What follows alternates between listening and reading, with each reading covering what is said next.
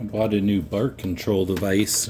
We've used some of these ultrasonic devices in the past. This one uses USB-C, a little newer than the other ones I've had, and this one looks a little bit more rugged. So let's take it out and take a look.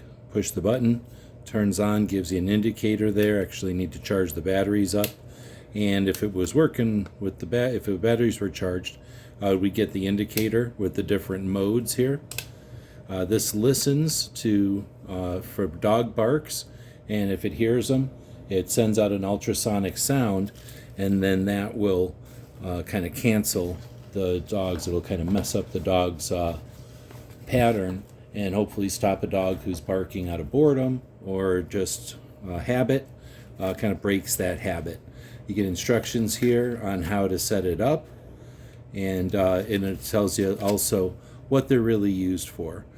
Dogs that are trainable and dogs that'll listen to commands, but it's not magic, so it's not going to take a dog who's having issues and remove the issues. But it is a great teaching aid, and it can disrupt dogs that are just barking, running past an alley or in a neighborhood. Hope this helps.